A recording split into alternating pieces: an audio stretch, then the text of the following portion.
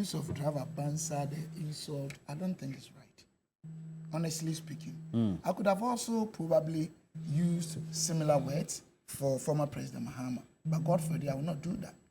Because the Bible says that we should respect the elderly. We should honor our fathers.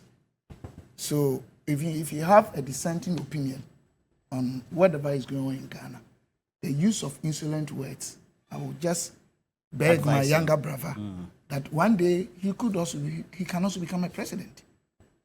Now you're MP. You don't know where God will end you. And I'm sure you expect other people to respect you.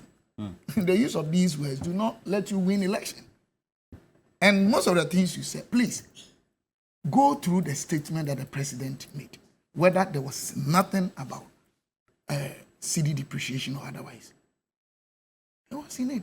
It even made it made this emphatic statement that there had been stability to the extent that depreciation over a period of time had been just about 9%. It's in it. Go and check. Maybe my brother hasn't read everything, or he's just out of propaganda machinery, wants to lie to people. Let me tell you something. The situation in which we found ourselves as a country, probably, I'll say probably because I don't have scientific data to prove what I'm saying, but probably if you have been under the NDC, things would have been worse. I don't understand. I'm saying that the situation we found ourselves in as a country and as a globe. Look, when in our history as a country, that people were asked to stay home, but they were paid. When in our history. When in our history, that within the shortest possible time, private sector had to sack over 40,000 people. That we had revenue shortfalls of about 12 billion. So in managing your fiscal space, we had to, as a matter of compelling factor. And you're referring to the COVID period. Yeah, I'm coming. As a matter of compelling factor, we had to depend on debt financing. So our debt to GDP moved over 80%. These are uncontrollable factors in strategic management and economic management. These are situation uncertainties that, sometimes it's interesting that even when the globe inflation rate was hovering around averagely 300%, and we are a dependent economy, what happened to us? Supply chain, everything. So when we get the chance to talk, don't let us, look, next time, call me. Let me bring NDC's manifesto from 2014, 15, 16, and then pick that of Nanado. And all the salient and relevant primary macro indicators. Let's cross-check the facts he's talking about. He's with the figures and stuff. A lot of them he's just trying to deceive Ghanaians. Nobody will say there's no hardship in Ghana. Is there no hardship all over the world? I import body stuff and then vitamins for my pharmacy. Some of the things that were costing me in terms of unit or item, 19.99. Within 3 months, they went to 29.99, 10%, 10 pounds, which is about 150 Ghana cedis. Our argument is that we had unprecedented situation prevailed in the world that affected Ghana. Our economy went so bad because government was not getting revenue domestically. Market activity had been impaired. People were asked to stay home, yes.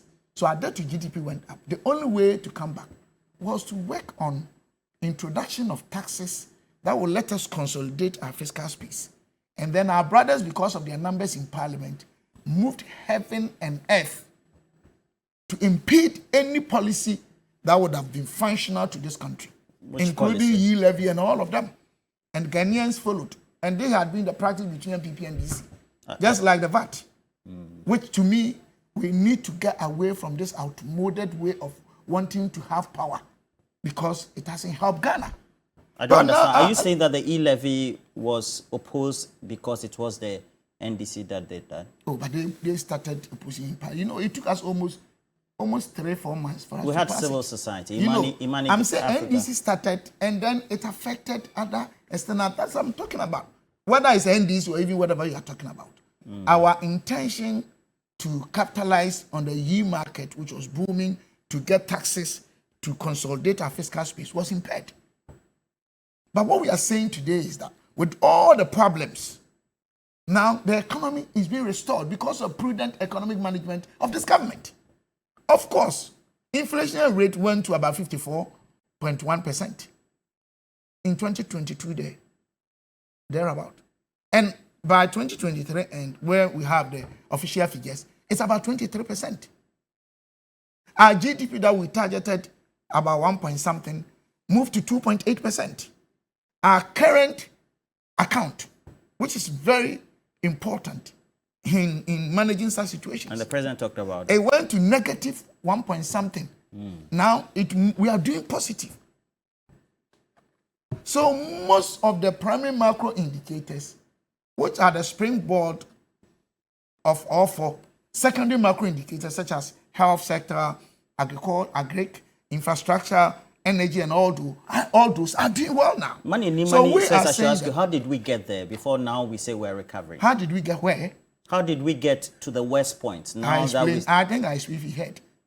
The point is that anybody that understands the mechanization of the economy of most African countries, including Ghana, we practice what I describe as negative effective rate economy or tax rate economy. What it means is that originally, whether under NDC MPP, monies outlaid from the government or by the government every year, if we divide that amount by all the houses in Ghana, the amount each of them will get is always higher than the amount we receive if we divide in terms of revenue generation without loans. So we normally run deficit economy. This is a fact. That is true. About 2 million out of 32 million pay direct tax in this country. Indirect tax, we have a lot of issues. Leakages, it's a widening the tax, we have a lot of issues. These days, I'm trying to do the right thing. People can take or not. You can do politics, it's up to you.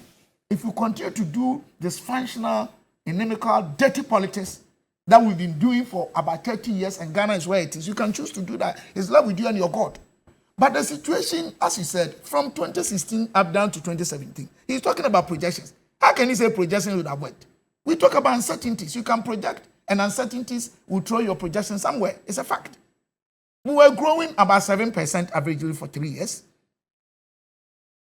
Our inflation rate kept on being about 7 point something for a long time. We're doing so much well. This is a fact. That's not correct. It's a fact. Check inflation rate. It was about 7%. Please note whatever it is. And then Sandra, we all knew, because our economy depends on the global economy, and the global supply chain went bad, it affected us. It is a fact. Some of the items that they were shipping that were about $4 moved to $12. You can say that is not true or not. But in spite of all these hardships, of course, you cannot say everything was about that, because we also have expenditure issues as a country. There are certain common factors that run through or across all governments or as a country that we need to work on. Personally, I also have my own professional expert understanding alternatives and options for some of them, whether NDC, MPP, we need to study are there. But we know that to a large extent, the global crisis, look, only 3 days ago, or yesterday, what happened? In Europe, is it Brazil or whatever, farmers were striking. In Europe, it hasn't really got into it. Look, the health situation is down, but its impact on the global economy has not fully been resurrected or resolved. This is a fact. But what we are saying is that in spite of all these, I'm not talking about 1D1F. Yes, please. About 170 companies are operational. Okay?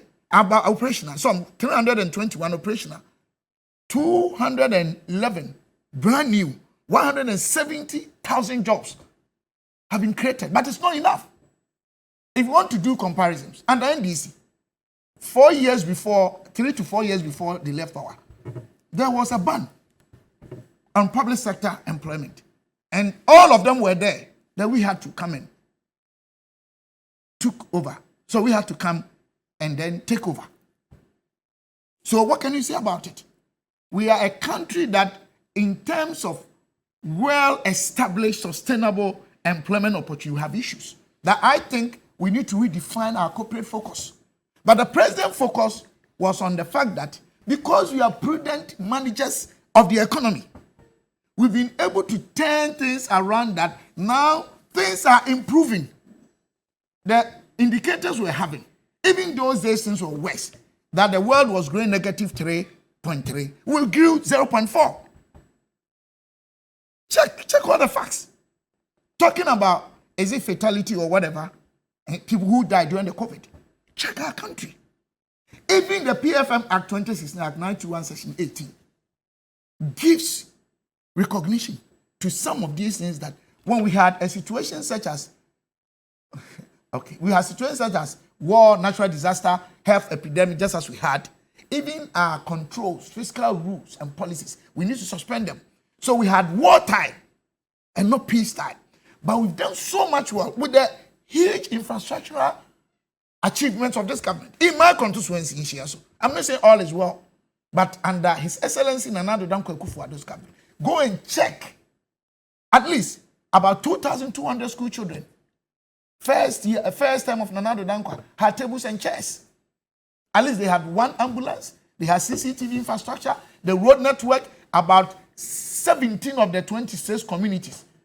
Either the road is done or is going on well, unprecedented residential, whatever, for judges. Go and check. Now, Accra Road, in Nkoko Bypass, go and see massive work there. And massive work there. We want to develop Ghana like the outside, that they take highways from there. Who wants to do that? The government under Nana Addo Dankwa Akufo-Addo and then His Excellency Alhaji Dr. Mahmoud Bawumia. So what we are saying is that in any case, you can throw away the prospects and the gains that we have from free SHS.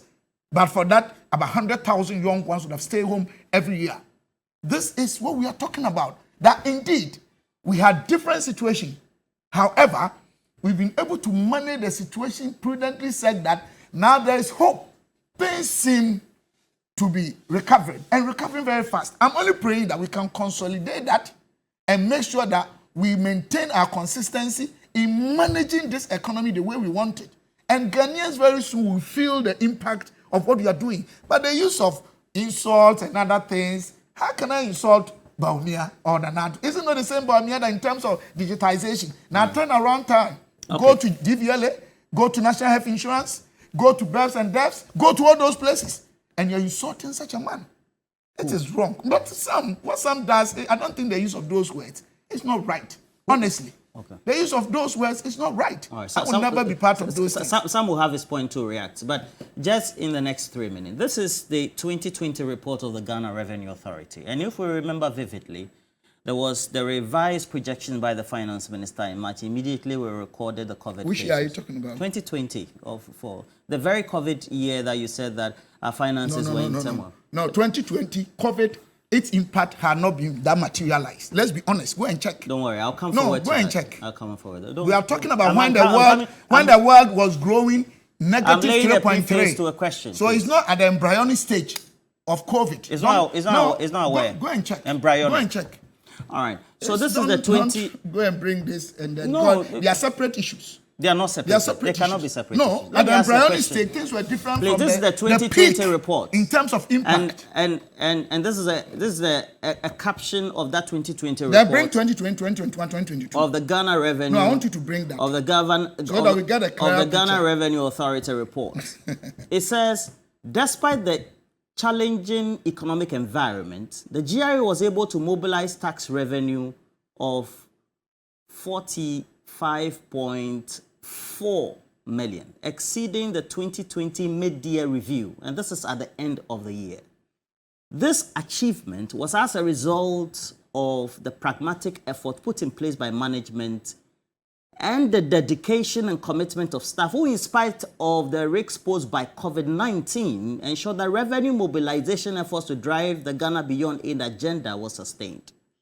This performance represents a positive deviation of 6.2% over the target and a nominal growth rate of 3.4%. Now, we experienced difficulties. 2021 was okay. 2020, because after 2021, 2020, we couldn't then go to the markets, the commercial markets. But the question that had been asked always by those academics in the economic department that we always speak to, Bokpin, etc., Lord Mensah, and all of them, was that Ghana was not in this alone. So we capture the report of the Economic Intelligence Unit making projections from 2023 as to the countries that had done well from the COVID or the post-COVID period. And let's put that on the screen for the economic. Two. Okay, so so we have two. So they undertake an outlook, and this is the growth that they have. That all the countries that had done well, can we just project only the world's fastest growing economies based on what they had done? It says strong growth amid heated elections and financial woes. And this is an outlook for the sub-region as well as the rest of sub-Saharan Africa and the world. Let's look at only that one. Please, the one on the right, all right? We can't do that because I sent it single-handedly. So I was expecting that would be the single-handedly. So we have the countries that are there. We have Guyana, we have Macau, we have Senegal, we have Mauritania. The economies that are doing well, and I'll be posting a question to the Deputy Trade Minister.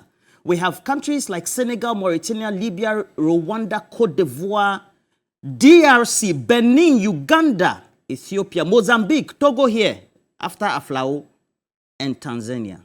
So my question to you, we met revenues revised 2020. We had supply chain issues. All these countries had same. Why is it that their countries are projected to be always doing well by way of the economies? How do you expect me to answer this? How do you expect me?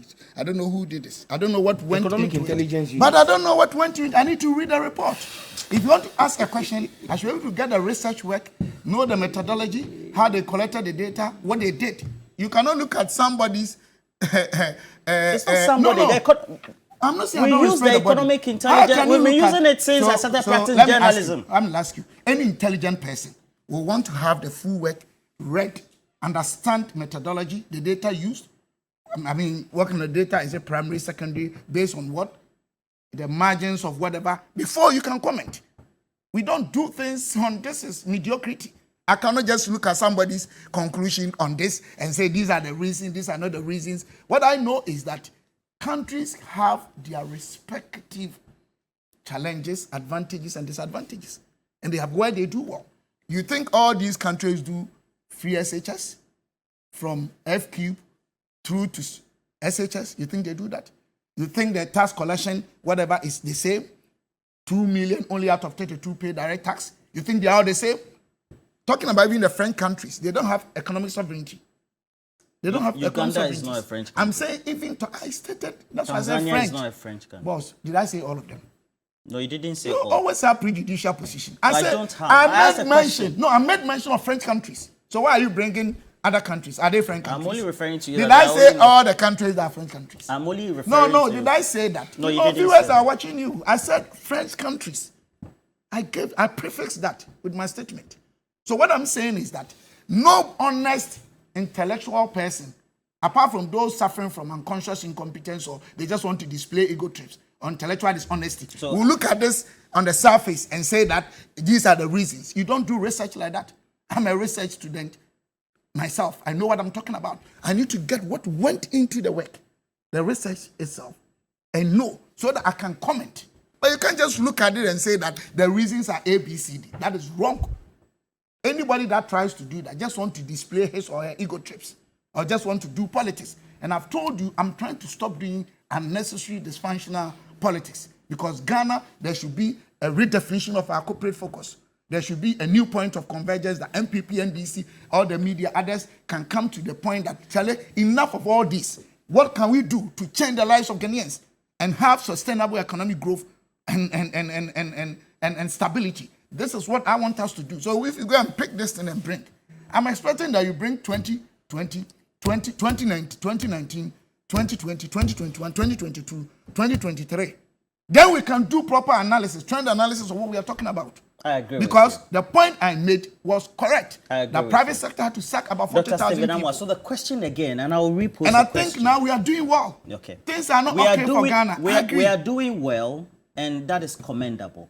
And I'm saying we are doing well. We are the IMF, but we have the same like countries. Countries. I've just told you the countries where Uganda, or in Sub-Saharan Africa. All of them, did they do free secondary? Did they do that? Do they have to do that before they don't get into difficulty? We all have different output or funds outlay for different purposes. The things we are doing. All right. We have different tasks. Some of them have tedious, more involving, more cumbersome tasks than others.